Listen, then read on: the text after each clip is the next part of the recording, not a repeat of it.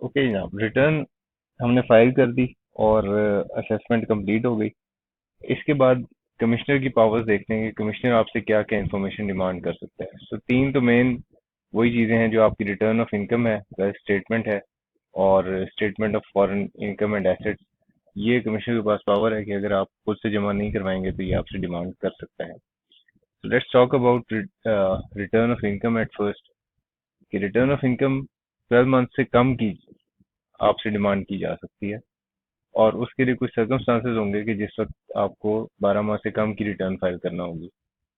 So these are abnormal circumstances कि अगर person फौत हो जाए, बैंकरप्ट हो जाए, पाकिस्तान से मुस्तकिल तौर पे जाने लगा हो, या कमिश्नर समझता हो कि कोई और अप्रोप्रिएट रीजन हो सकती है, तो ऐसी सूरत में 12 मंथ से कम की रिटर्न मांगी जा सकती है। या फिर दूसरी सूरत ये हो सकती है कि return was due but not furnished. So आपकी जो भी 114 सेक्शन की रिटर्न थी वो आप अगर जमा नहीं करवा रहे, ड्यू है, तो भी कमिश्नर आपसे मांग सकता है कि रिटर्न अपनी जमा करवाएं। और इसके लिए कुछ टाइमलाइंस टैक्स लॉ ने बताई हैं।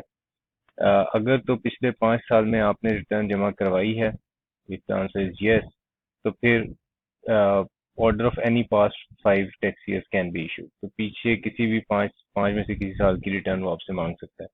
और अगर नहीं जमा कराई पिछले 5 साल में कोई भी रिटर्न आपने, तो फिर 10 साल में किसी भी प्रीवियस 10 ईयर्स में से किसी भी साल की रिटर्न मांगने का वो ऑर्डर आपसे आपको इशू कर सकता है। अच्छा जी, लाइकवाइज जो वेल्थ स्टेटमेंट है जिसमें एसेट्स, लायबिलिटीज, पर्सनल एक्सपेंसेस और वेल्थ रिकंसिलिएशन स्टेटमेंट इसकी डिटेल होती है, तो ये भी कमीशन आपसे मांग सकता है। और इसके लिए सिंपल सिचुएशन क्या हो सकती है जी, कि वो एक आपको नोटिस इशू करेगा और आपसे कहेगा कि जनाब अपनी रिटर्न जमा करवाएं, एक्सपेंसेस बताएं, अपने अपनी वेल्थ रिकंसिलिएशन दें, एसेट्स लायबिलिटीज की डिटेल दें। तो ये वो डिटेल्स आपसे मांग सकता है। Statement of foreign income and assets, ये भी कमिश्नर की पावर है कि वो आपसे मांग सकता है। और statement of foreign income and assets के केस में भी सिंपली अगर कमिश्नर समझता है कि आपकी आपकी ऐसी इनकम हो सकती है जो फॉरेन इनकम है या आपके एसेट्स हो सकते हैं, तो फिर वो आपसे रिक्वायर कर सकता है कि अपनी रिटर्न जमा करवाना तो सीध दें हमें।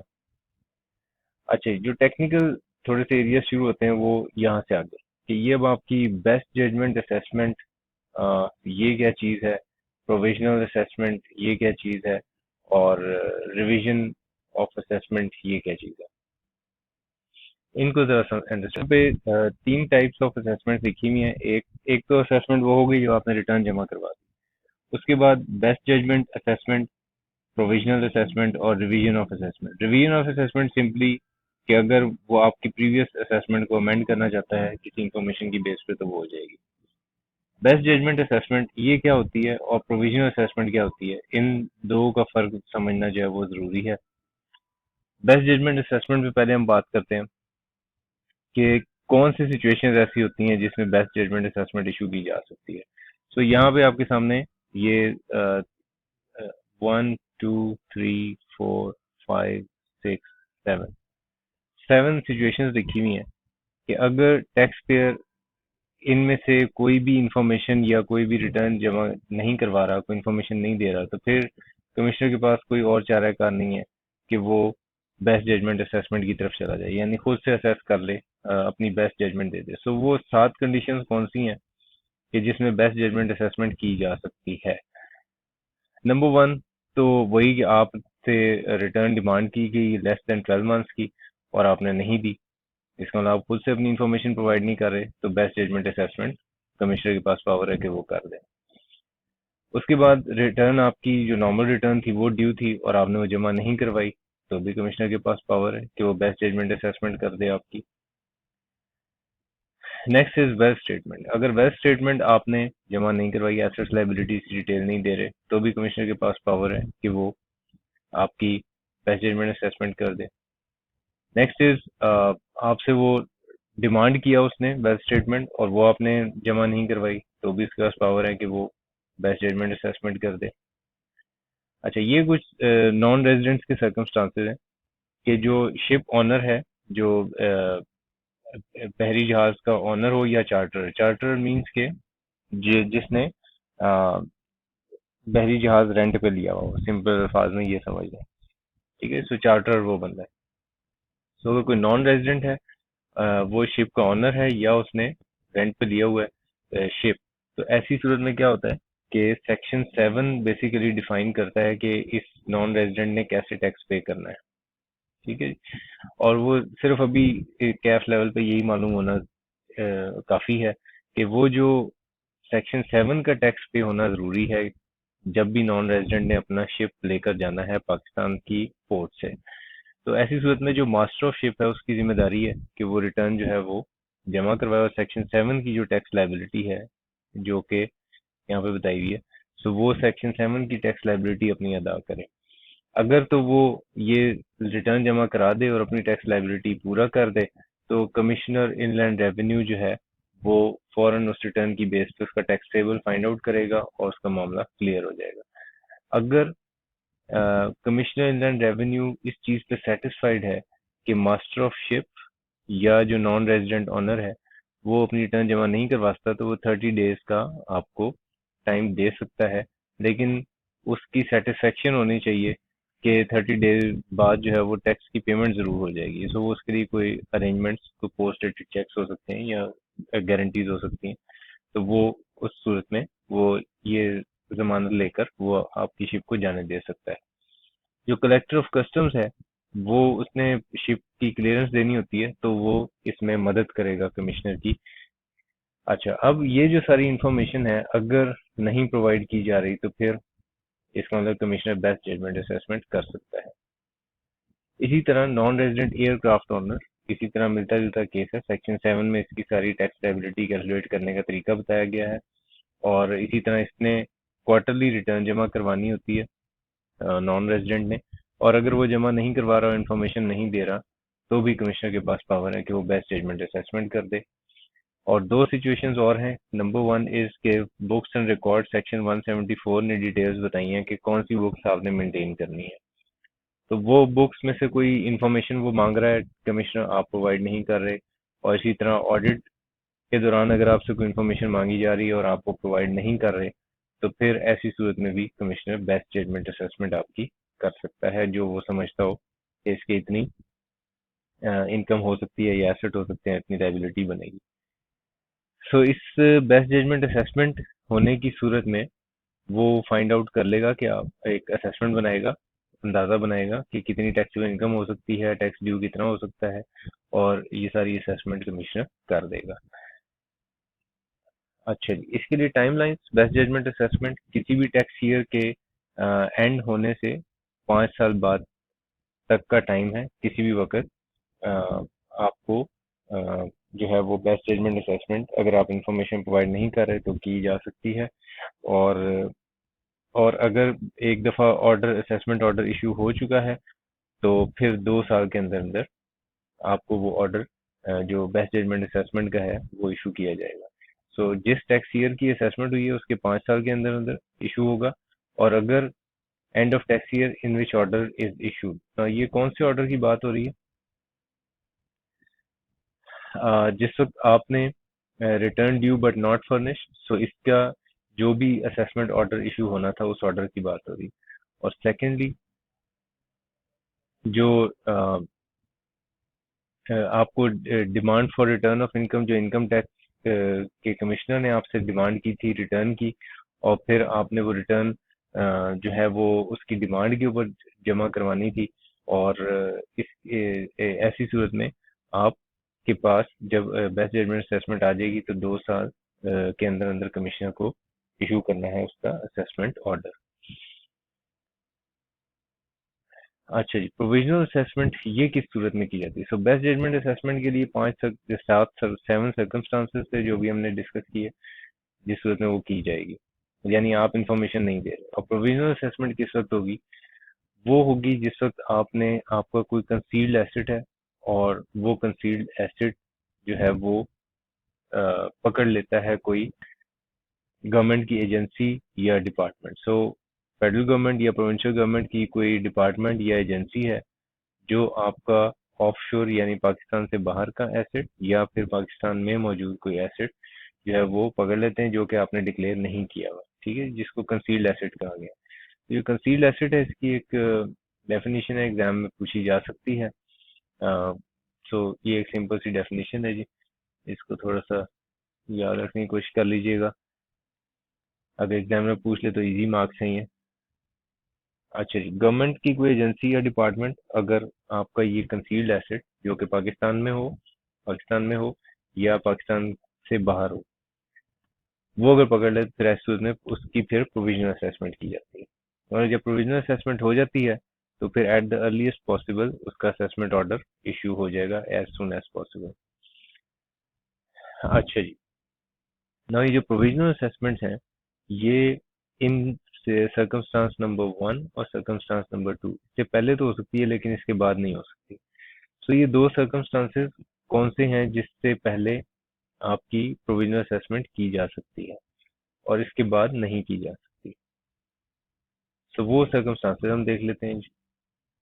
फर्स्ट फर्स्ट जो सर्कमस्टांस है that is of best judgement assessment, यानी अगर बेस्ट जजमेंट असेसमेंट हो गई तो फिर इसके बाद प्रोविजनल असेसमेंट नहीं हो सकती, इससे पहले हो सकती है। और दूसरा सर्कमस्टांस है रिवीजन यानी अमेंडमेंट ऑफ असेसमेंट का। अमेंडमेंट ऑफ असेसमेंट ये लास्ट के ऊपर अभी हमने इसको डिस्कस नहीं किया। तो रिवीजन ऑफ असेसमेंट में जिस वक्त अमेंडमेंट ऑफ असेसमेंट अगर हो चुकी है तो फिर प्रोविजनल असेसमेंट नहीं हो सकती। इन दोनों सर्कमस्टांसेस से पहले प्रोविजनल असेसमेंट हो सकती है।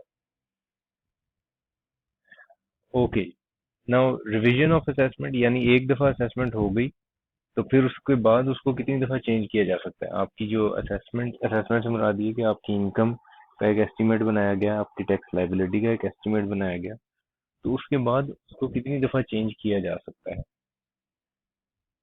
ओके जी, सो इसके लिए हम प्रोविजनल असेसमेंट समझ चुके हुए हैं कि प्रोविजनल असेसमेंट किन सिचुएशंस में की जाएगी, यानी आपका कोई एसेट अगर पकड़ा गया।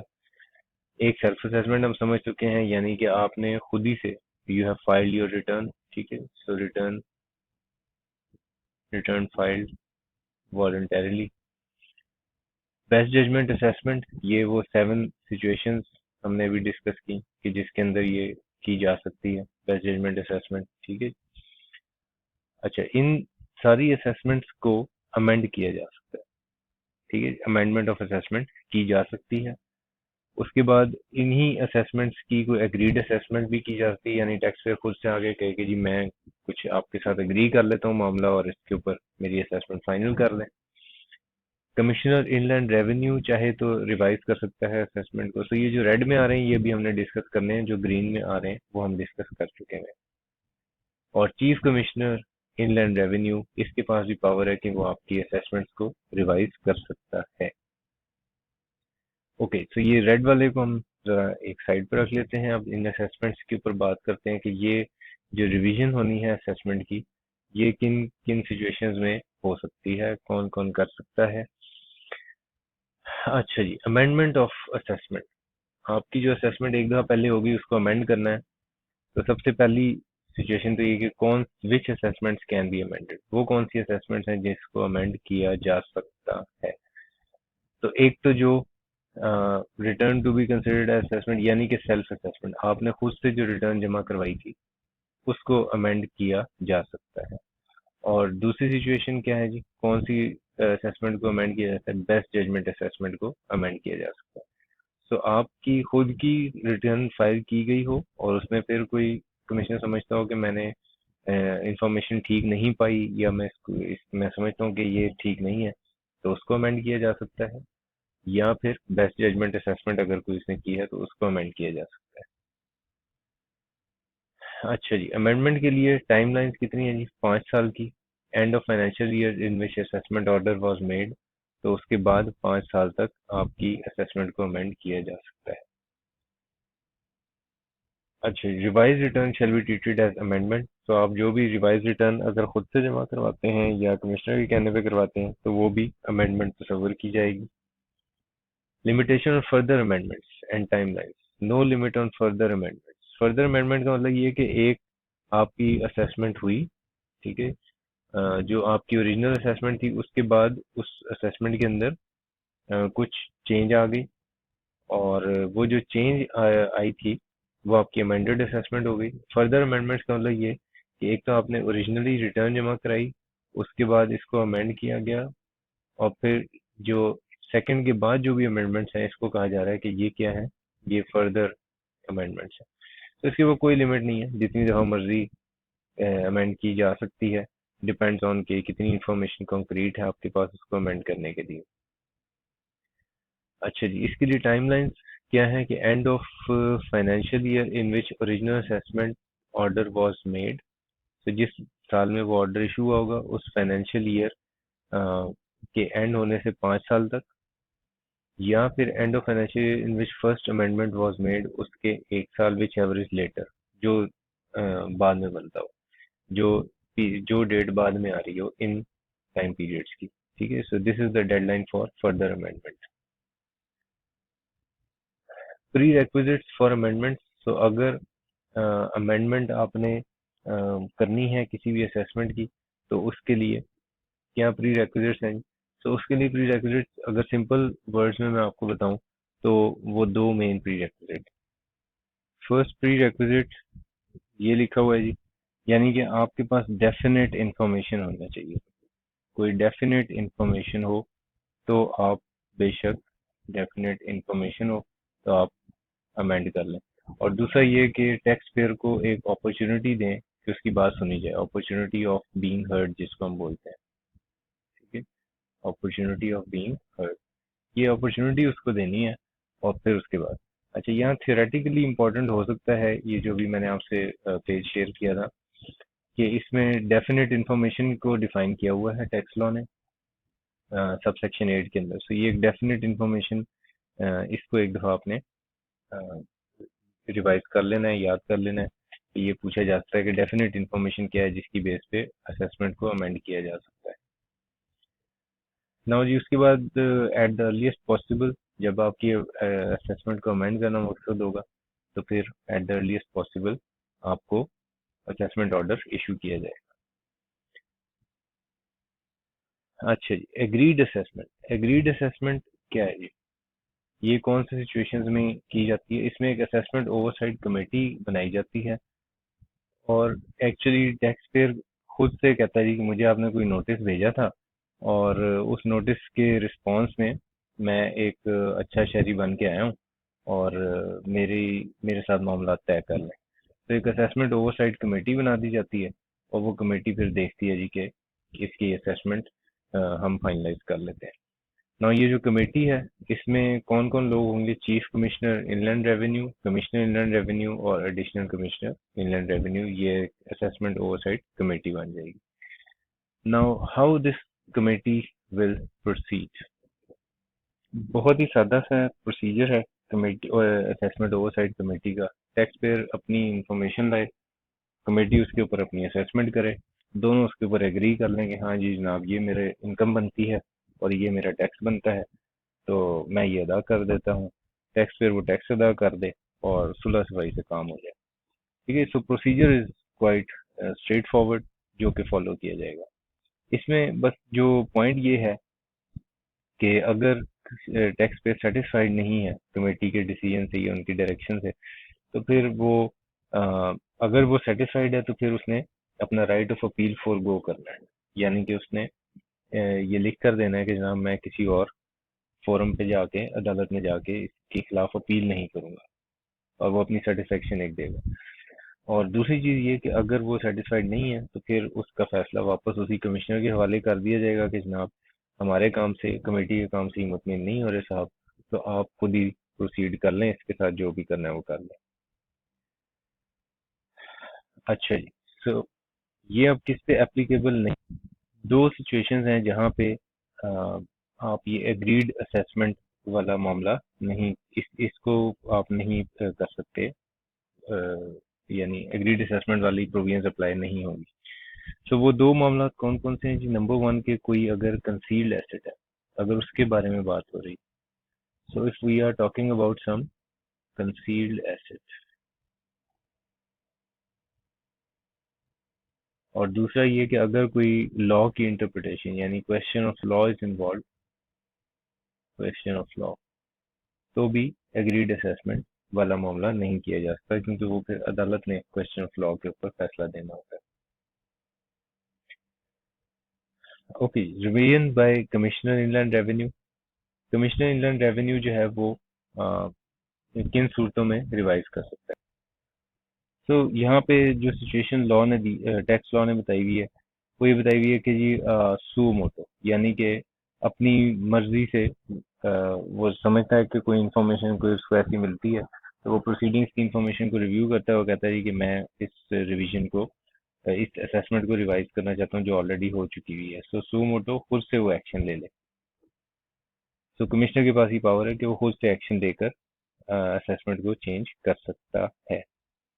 लेकिन ये जरूरी है कि इसमें टैक्स पेयर का नुकसान नहीं होना चाहिए। It should not be prejudicial to the tax payer, उसके फायदे की ही बात होगी।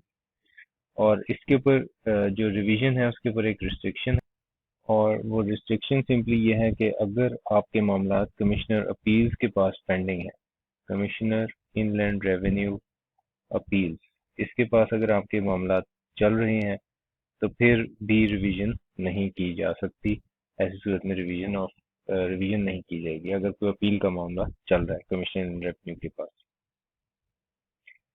अच्छा जी, चीफ कमिश्नर के पास भी पावर है कि वो किसी असेसमेंट को चेंज कर सकता है, और कौन से सर्कमस्टांसेस हैं जिसमें वो ऐसा करेगा। अच्छा, इसमें ये है कि ये किसी रिटर्न की या आपने जो रिटर्न जमा करवाई है उसकी रिवीजन नहीं है ये, बल्कि होता ये है कि एक लेट्स से दो पार्टीज हैं, ए और बी, और ए ने कोई पेमेंट करनी है बी को।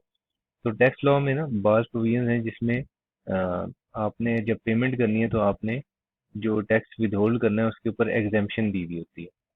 ठीक है। सो यानी कि जब ए ने बी को पेमेंट करनी है तो नॉर्मल रूटीन में वो विदहोल्ड करेगा टैक्स, लेकिन अगर वो एग्जेम्पशन इस बी के पास मौजूद है तो फिर टैक्स विदहोल्ड नहीं किया जाएगा ना। ये जो एग्जेम्पशन होती है विदहोल्डिंग टैक्स की, इसके लिए जरूरी होता है कि बी इस एग्जेम्पशन को अवेल करने के लिए पहले एक एग्जेम्पशन सर्टिफिकेट ले कमिश्नर इनलैंड रेवेन्यू से। ये एग्जामिशन सर्टिफिकेट ज़रा आसानी से नहीं मिलता। तो अगर चीफ कमिश्नर ये समझता है कि ये एग्जामिशन, ये बाज़ दफ़ा फुल एग्जामिशन होती है या बाज़ दफ़ा lower rate of tax allowed होता है बाज़ बिजनेसेस को। ठीक है, सो विद होल्डिंग का टैक्स रेट जो है वो कम होता है बाज़ बिजनेसेस के लिए। तो इसके लिए सर्टिफिकेट लेना पड़ता है कमिश्नर इनलैंड रेवेन्यू से, जिस सर्टिफिकेट में लिखा होता है कि इस पर्सन से किस रेट पे टैक्स विद होल्ड होगा। तो अगर उस सर्टिफिकेट के मामलात में कोई प्रॉब्लम आ रही है टैक्स पेयर को, तो फिर चीफ कमिश्नर के पास पावर है कि वो मैदान में आए और उसको हेल्प आउट करे। और ये जो चीफ कमिश्नर आएगा अपने किसी भी सबॉर्डिनेट ऑफिसर के पास, अगर कोई पेंडेंसी है तो उसको वो मंगा सकता है और उसको कह सकता है कि जिसको क्लियर करे। सो अगर टैक्स पेयर के साथ वाकईतन हुई भी है कोई ज्यादती, और उसको जो एग्जाम्पशन या लो रेट सर्टिफिकेट के ऊपर कोई ऑर्डर इशू हुआ हुआ है और जो कि टैक्स पेयर समझता है कि मेरे हक में सही नहीं है, तो फिर वो चीफ कमिश्नर की मदद लेने के बाद जब उसको हिमायत हासिल हो जाए तो फिर चीफ कमिश्नर जो है उसके लिए वो ऑर्डर इशू कर देगा रिवीजन का, कि जनाब इसका रेट ऑफ टैक्स जो है अब ये होगा, ये नहीं होगा, क्योंकि उसके साथ पहले in the opinion of the chief commissioner ज्यादती हो रही थी, हार्डशिप हो रही थी।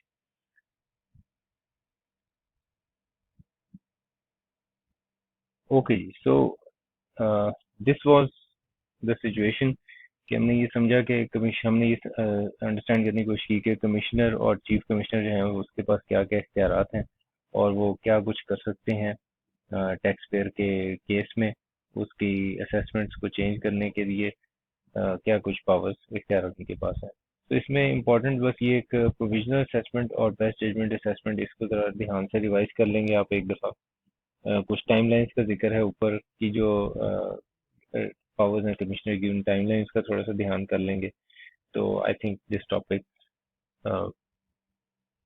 Will be easily prepared by. Okay, next video में हम बात करेंगे इंशाल्लाह कि अगर आपका रिटर्न ऑफ इनकम इसको जमा कराने में डिले हो जाए या आपसे कोई मिस्टेक हो जाए, तो फिर आपके पास क्या कोर्स ऑफ एक्शन मौजूद है। So will talk about this in our next video. Thank you very much. Allah हाफिज़।